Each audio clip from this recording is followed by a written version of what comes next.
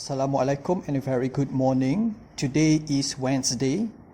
It is pronounced as Wednesday, not Wednesday, but Wednesday. Okay, Wednesday, 1st of July 2020. We are still under the theme Food and Health. Today we are going to discuss and do a post-mortem on your last week's information transfer practice on Google Form. Okay, I could see that many of you made similar mistakes that you shouldn't have made. Okay, first practice one, it's about fast food. It's based on the textbook. Okay, this is the information given. Okay, tasty, affordable, quick to prepare, many choices. Okay, now allow me to speak in Malay to make you understand better. Information transfer in writing section A.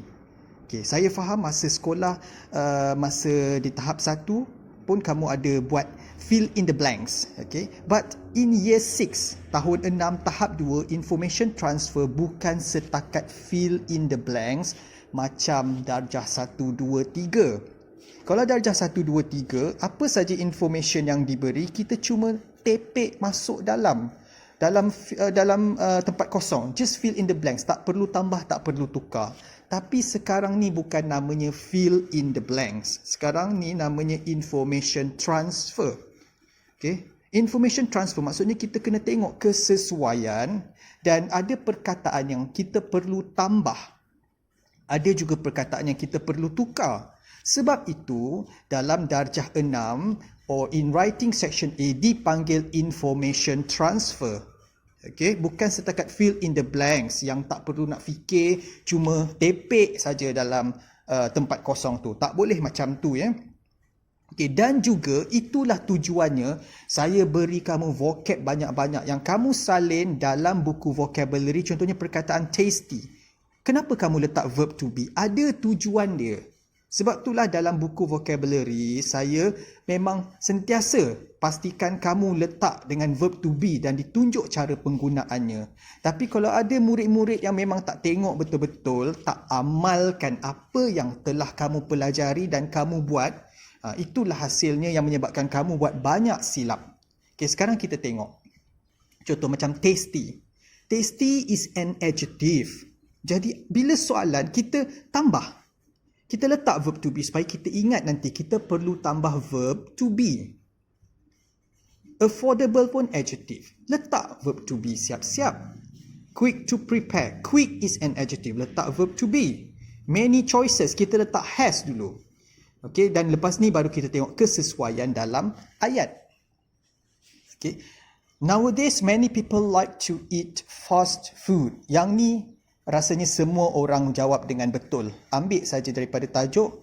Okay, nowadays many people like to eat fast food. Okay, so this is correct. Which includes burgers, fries and nuggets. One of the reasons is because fast food quick to prepare. Ramai juga murid jawab quick. Okay, sebab dia ambil kat sini, quick. Ada perkataan to prepare, so dia cuma letak quick saja macam budak darjah 1 punya cara. Salin saja quick. Cuba baca ayat ni. One of the reasons is because fast food quick to prepare. Ayat ni bunyinya sangat pelik ya. Okey. Jadi quick ni dia adjective. Jadi perlu ada verb to be. Apa verb to be yang kita perlu pakai? Kita tengok fast food is uncountable. Jadi sepatutnya di sini kita tambah verb to be is. Ada juga murid yang letak to prepare. Kat sini dah ada to prepare, dia tambah lagi to prepare. Okay, jadi ayatnya akan jadi one of the reasons is because fast food is quick to prepare. Baru betul. Besides it tasty and affordable. Ramai murid jawab macam ni. Besides it tasty. Tasty is an adjective. Nampak kat sini. Sebab itulah cara yang saya ajar, kita letak verb to be. Supaya kita tak ada terlepas dalam jawapan kita. Jadi apa verb to be kita pakai? It is singular. Jadi sepatutnya it is tasty. Affordable pun kita guna verb to be. Tapi dalam ayat ni dua-dua adjektif, kita tak perlu ulang lagi is kat sini. Tak perlu besides it is tasty and is affordable. Tak perlu. Sekali saja kita letak verb to be. Besides it is tasty and affordable. So affordable ni jadi betul. Kalau terbalik pun betul. Besides it is affordable and tasty. Jawapan tu pun saya terima. There are many choices. Nampak? Main ambil saja. Ada murid dia main ambil saja kat sini, dia tepek kat sini. There are many choices of fast food from different... Nampak? Ayat tu bunyi dah pelik Jadi macam mana kita belajar sebelum ni? Kalau many choices, mempunyai banyak pilihan, kita letak has. Tapi bila dah pakai there, takkan there has many choices. Tu salah grammar. Memang salah. Okay, kalau terdapat, there. Kalau plural, there are. Kalau singular, there is. Itu yang kita belajar. Okay, so kat sini terdapat untuk plural, dia jadi there are. Baru ayat tu betul. There are many choices of fast food from different fast food chains such as McDonald's and Kentucky Fried Chicken. Okay, nampak? Now, practice 2, homemade food. Okay. This is the information given. It is taken from the textbook. Textbook, healthy homemade food. High nutritional value. Semua ni, okay, kita salin balik. High nutritional value, fresh and healthy ingredients, easy to digest, low in calories. Nampak? Easy to digest. Letak verb to be. Kita letak verb to be. Ini cara kita nak analyse soalan supaya kita tidak tersilap atau terlepas pandang masa tulis jawapan nanti. Low in calories. Low is an adjective, verb to be. Macam mana nak tahu letak verb to be ke apa? Semua ada dalam buku vocabulary. Sebab itulah kamu kena salin betul-betul apa yang saya beri. Vocab yang saya beri, kamu kena salin betul-betul. Kalau saya letak remarks verb to be, kamu kena ikut dan kena fahamkan. Kena belajar, kena ingatkan. Baru kamu tidak akan menghadapi masalah. Itu bukan menyusahkan. Saya tahu ada yang rasa macam susah-susah nak kena salin banyak-banyak vocabulary. Sedangkan sebelum ni dia belajar cara dia buat je lah latihan terus, tak ada nak tulis vocabulary satu persatu.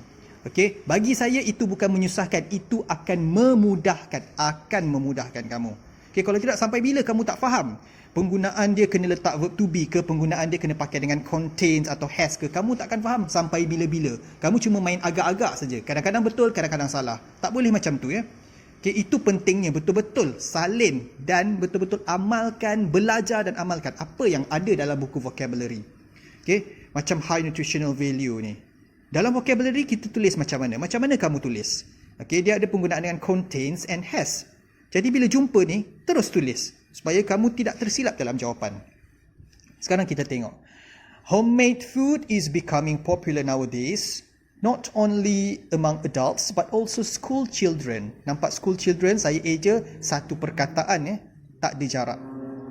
Healthy homemade food. Yang ni ada murid dia tak jumpa jawapan.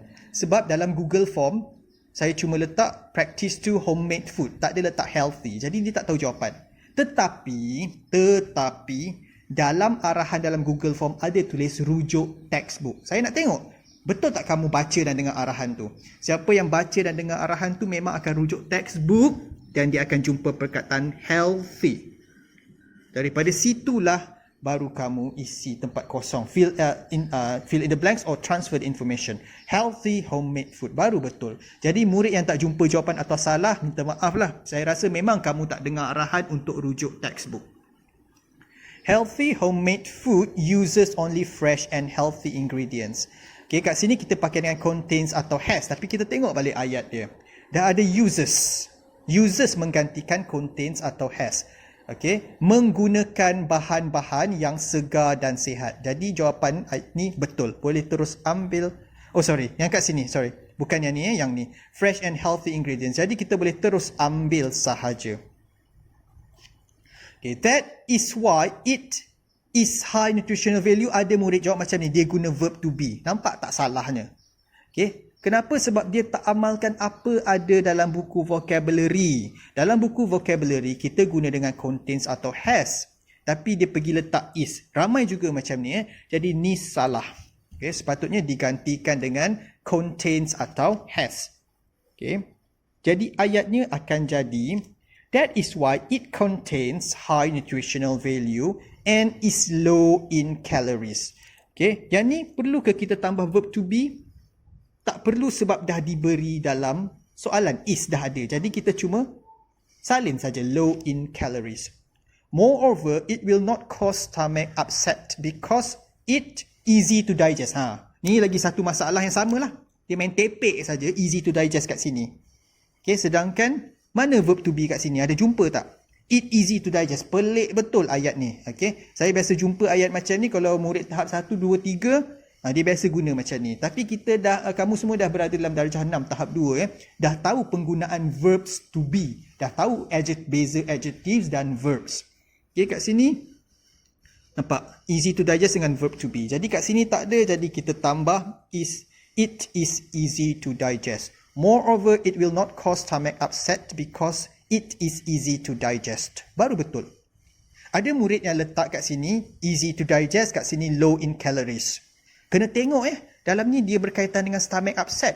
So mana yang lebih tepat, low in calories ke easy to digest? Kalau berkaitan dengan stomach upset, mestilah easy to digest.